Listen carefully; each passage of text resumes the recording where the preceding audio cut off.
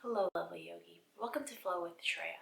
I'm Shreya, and today I'm bringing you another pose breakdown. Today we'll be going over half moon pose, or Ardha Chandrasana. If you want to learn about the benefits, how to get in and out of this pose, and some variations and modifications, come flow with me. So before we get into actually practicing the pose, I'd like to talk to you about the benefits and contraindications for this pose. Let's get the contraindications out of the way. Do not practice this pose if you have any issues with balance or any serious injuries. In terms of the balance issues, you might be able to get away with practicing this with props and modifications, which I'll talk about later in this video. Now for the benefits. This pose works the entire body. It really helps build strength in the core, helps you with balance, and to cultivate focus. Now let's move on to our mats.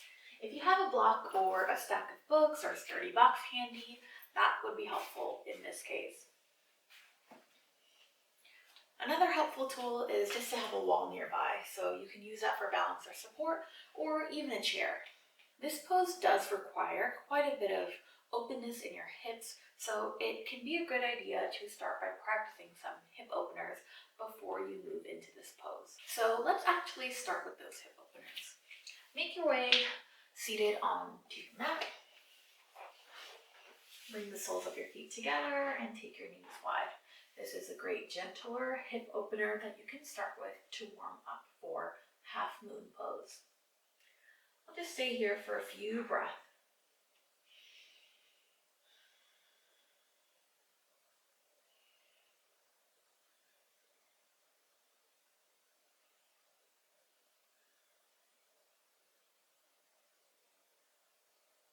Now let's move on to another hip opener. Make your way into downward facing dog. And through this other hip opener, which is warrior two, we'll also be able to transition into this pose. So from downward facing dog, step your right foot forward in between your palms, turn the back leg in, and then inhale and spiral open into your warrior two. Notice your hip points pulling away from each other, your hips being open, external rotation, especially in that front thigh. Breathe here, making sure your knee is not caving in, finding that nice open space in your hips. Stay here for a few breaths. And just from here, we can transition into half moon. You can also find side angle in between if you'd like. So I'm going to grab the block first and show you that variation, and then we'll move on to more difficult variations. So placing the block directly in front of your front toes, find balance, engage your core, really press into that block as you lift the back leg up, keeping the hips open. Now you can use the block for as much support as you need to begin with, but then begin to gently release some of the pressure off the block and use your core and balance instead. Exhale, lower the foot down, come back into warrior two, and then spiral your palms down, step back into downward facing dog. We'll do that on the opposite side. I'm actually going to turn around so you guys can see me. Taking my block with me. Inhale the left leg up. Exhale, step it forward. Turn the back heel in. Find your alignment first. Then spiral open into warrior two. Use that core engagement here in this space as well. Breathing here. Take a few rounds of breath. Again, finding your alignment, making sure the knee is trekking out so that the hips are open. And as you exhale, plant your palms on the block. Lift the back leg up. Now you can extend the right arm up overhead, or you can place it on your hip. You can keep your gaze down, especially if balance is a challenge. Land softly into warrior two.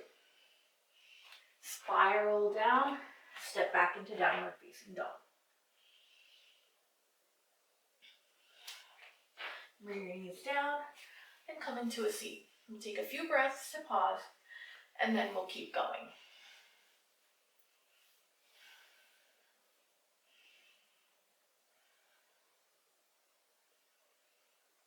Come back into your downward facing dog. We'll practice the left side again. Left leg rises, step forward, turn the back heel in, rise up into your warrior two. And then placing the fingertips either on the mat or on the block, right in front of you. Go ahead and lift your leg. It's okay if you lose your balance, just get right back into it. Keep your hips open and keep that right leg lifting up, even if it's not completely straight. Point the toes towards the front of the room. That way you're flexing your ankle, and press the heel, drive it back. Exhale, soft landing, warrior two. Inhale, reverse your warrior. Exhale, come into your downward facing dog. Again, I'll shift to the top of the mat.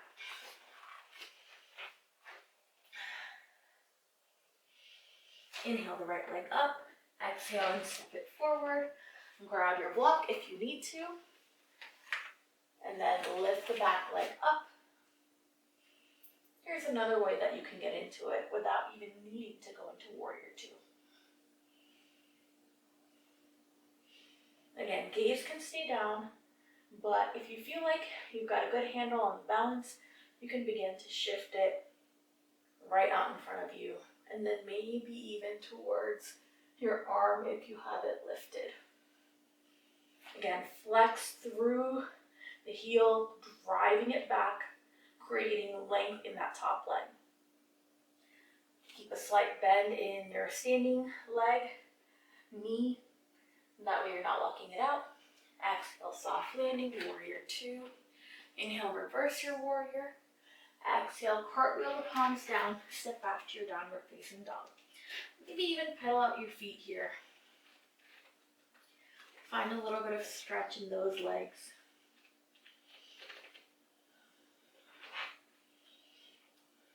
Exhale, step to the top of your mat. Find your forward fold. Inhale, roll all the way up to standing. Now, another way you can get into this pose is directly from mountain pose and standing up. Some might find this more difficult, some might find it easier. In this case, you're starting out with your hips a little bit closed, and then you have to open them up. So again, you can use that block for support if you need to. Placing the fingertips down, lifting the back leg up, and maybe even lifting the arm up.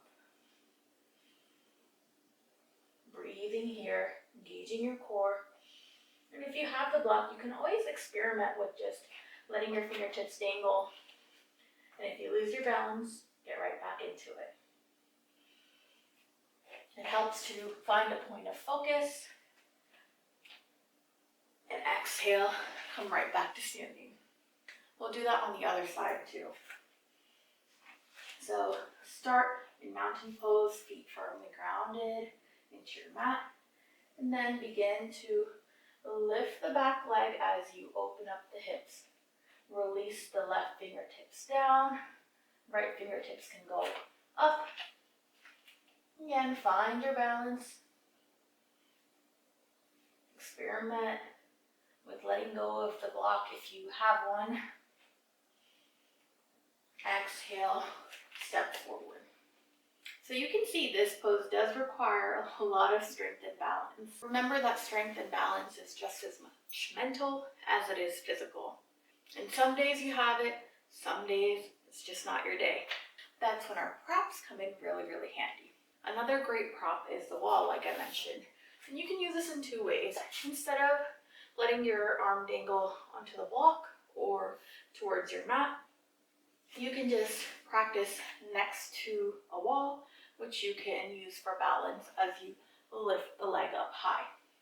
The other way you can use the wall is to stand with your back against the wall and use it as alignment to find your half moon. So we'll try that. If you have a wall nearby, you can try that, or you can just continue practicing half moon in the middle of your mat. So stand with your back against the wall. Take a moment to find your posture. Ground down through your right foot. We'll do the right first. And then begin to tilt your upper body and lift your back leg. Again, the wall can be used as balance here, but also alignment. Flexing the ankle, pointing the toes forward, keeping as much of your body against the wall as possible. Exhale, come back to center.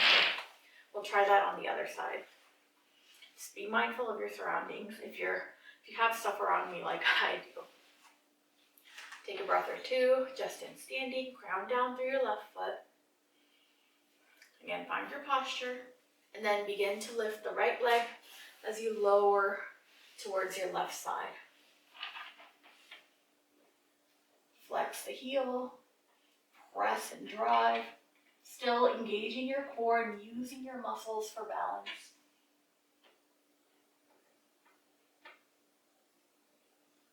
Exhale, release, and come back to center. Now this is a great way to gauge whether you might be leaning too far forward or too far back, which might be throwing off your balance in the middle of your mat. If you're using a chair, you can use it in a similar way to the block.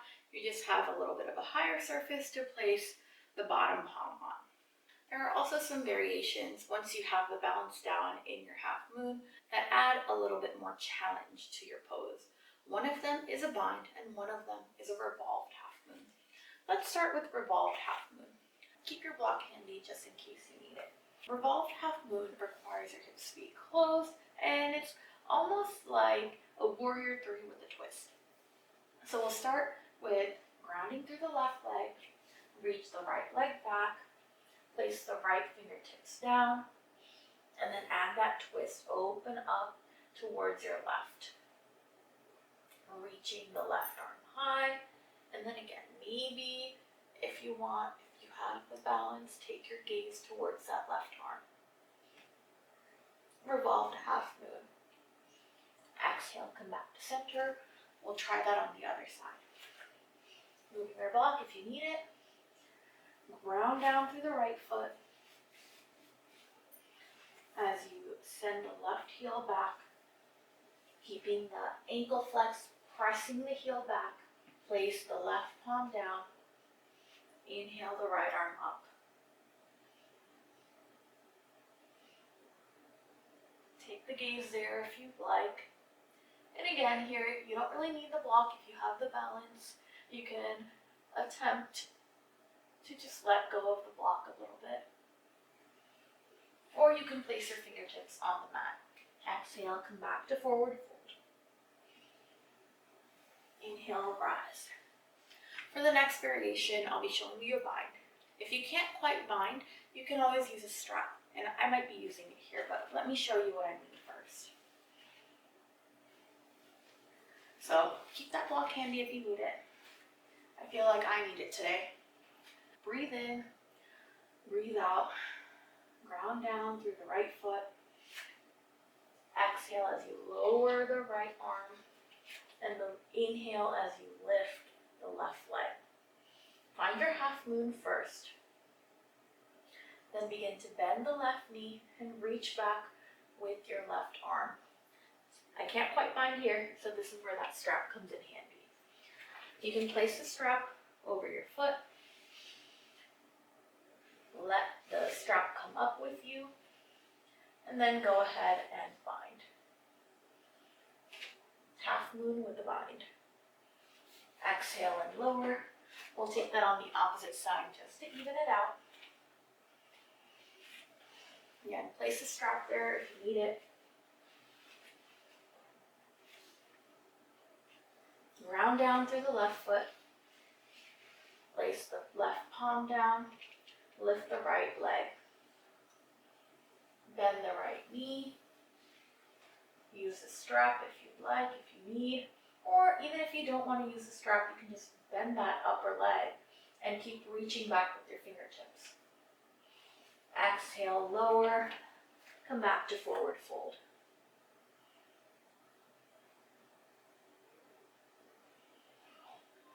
Inhale, rise all the way up. And there you have it, the different modifications and variations and how to get in and out of half moon pose. This is a great pose to add into your routine, to keep it fun, and to keep working on that strength and balance. Like I said, it might not work out every day, but the more you practice it, the better you get at it. I hope you found this video helpful, and if you did, it would mean a lot to me if you share it so others can find it too. You can also subscribe to my channel and click thumbs up on this video. Any props we've used in this video, the mat I was practicing on, and the clothing I'm wearing will all be linked in the description bar below. If you want to practice this pose in a flow, check out this video down here. And for more pose breakdowns, check out this playlist right here. Thank you so much for joining me. Namaste.